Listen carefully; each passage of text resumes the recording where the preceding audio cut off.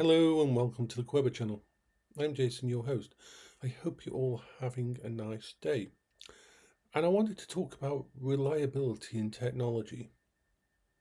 I myself rely on technology a lot. I can never have a situation where I don't have access to a computer, to a vlogging machine, to a way to do all my coping strategies. It is not a niche, it is not a hobby, it is my life.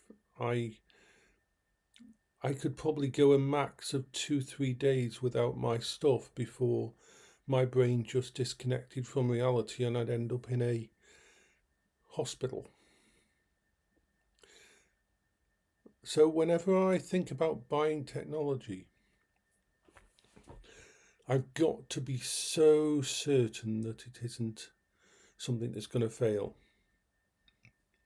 I had a Pimax Crystal headset and I fucking loved the lenses and it was perfect.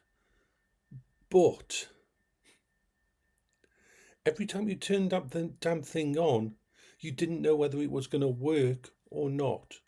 Would the software need rebooting? Would you need to reboot the headset? Would you need to disconnect it and reconnect it to get it to work?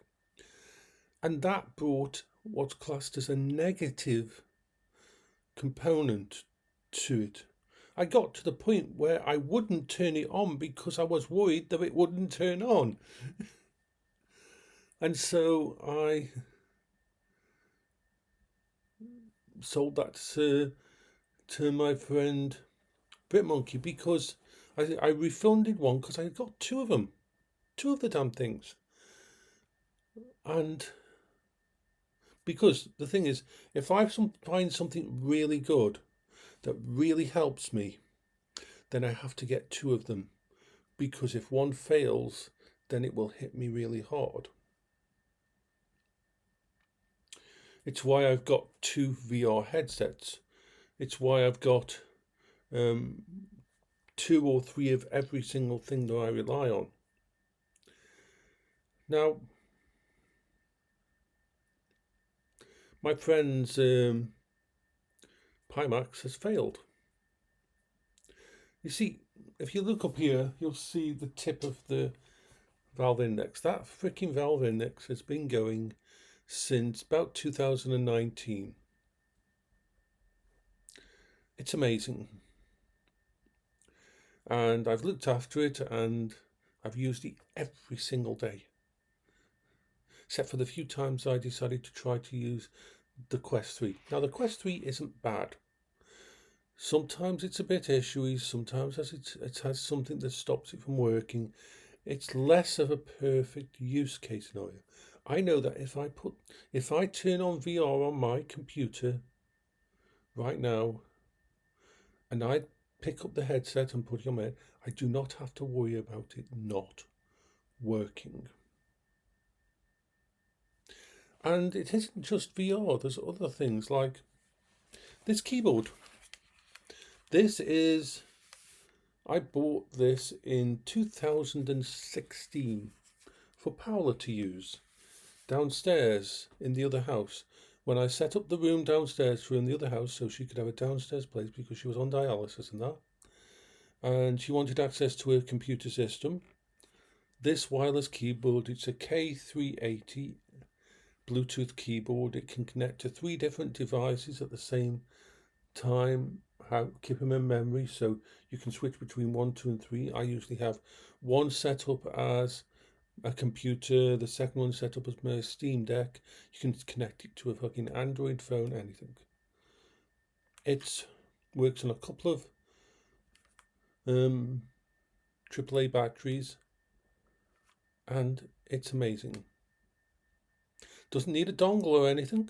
It just connects via Bluetooth and I love it. That's been going for fucking so long now. It's going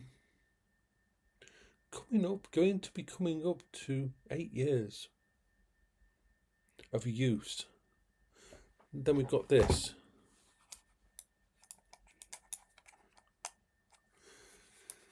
This is the Logitech Master 2S. This is the second of these. The first one I bought in about 2014. It wasn't the 2S, it was the MX Master. The first one they did was the original one, and that failed after about 5 years. The mouse scroll wheel failed on it, and then I got this one. Once again, you can connect this to anything. You can connect it to a phone, you can use it in X-Reel, you can connect it to any kind of computers, Android, Apple, anything. It's a brilliant little piece of kit, and it has lasted. This trackball, a Logitech trackball. I've used this for years and years. This was Paola's as well, because it was easier for this, combined with that keyboard, was how Paola accessed and interfaced with the computer mostly, because she only had to use one thumb to actually move the pointer around. So this was it's a very good trackball. If you've got arthritis or something, that's better than trying to use a mouse. And so on. I have items all around me that are reliable. They're not the most flash items. They're not items that look good or anything, but they fucking well work. They're reliable. And every bit of tech I bring into this household, every piece of tech that I bring into my life has to conform to that reliability.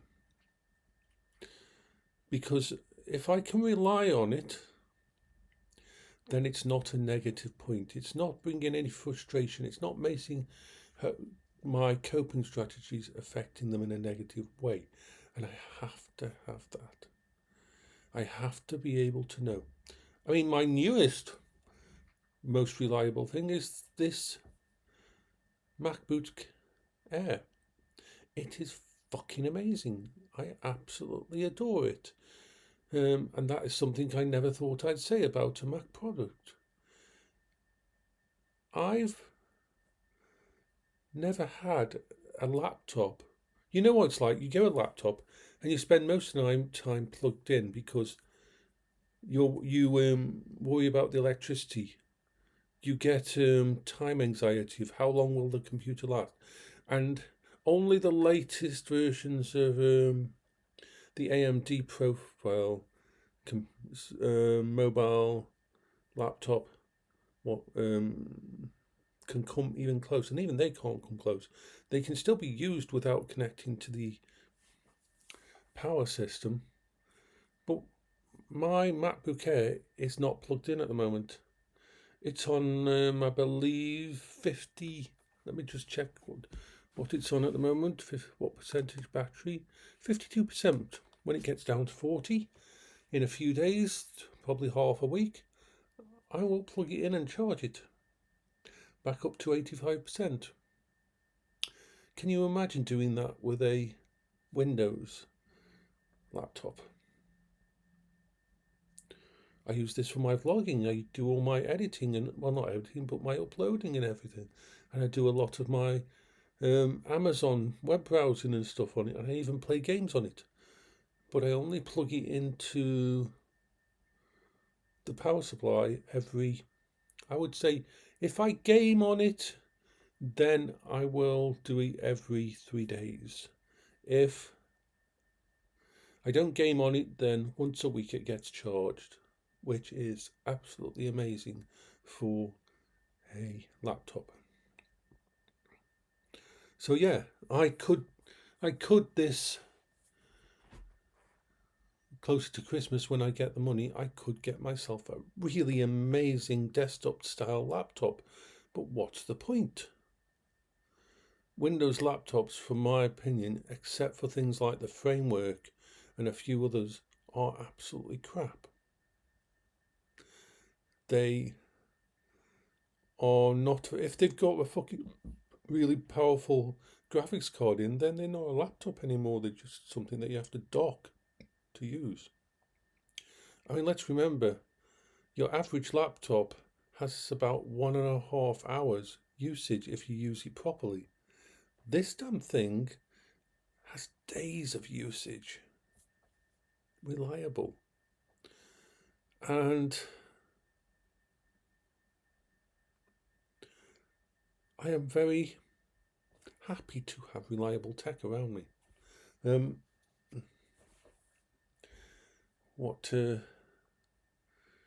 So that's why I'm taking so long to make sure I pick the right things when it comes to being adding anything new to my system. Everything, including the arcade machine behind me, has to be reliable, has to be something that is based on a very positive experience for me.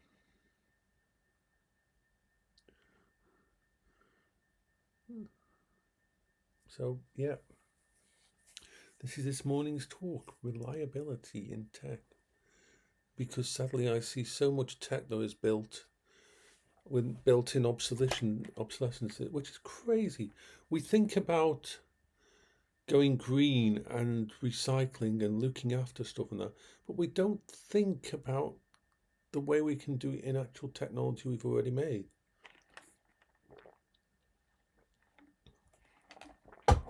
It should be completely normal for a phone to last 5 years. Unless you're an avid phone gamer and you play the top titles and that, and unless you are some weird person who needs to have the best tech every single year, for most of us, we do not need a new phone every single year. And I'm hopefully going to be able to stick with my Fairphone 6 for the rest of the time that I need a phone. Unless there's a Fairphone 7.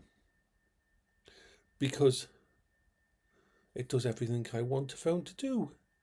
It's not really lacking in any part, the Fairphone 6. And I'm hopefully going to keep it protected with the thingy. I'll be able to buy batteries for it. If it ever needs a new USB connector, if it ever needs a new battery, I can get those things. If it ever needs a new screen or anything. Anyway, bye-bye for now. I noticed I repeated a few things in there. My brain isn't 100% awake yet. So bye-bye for now.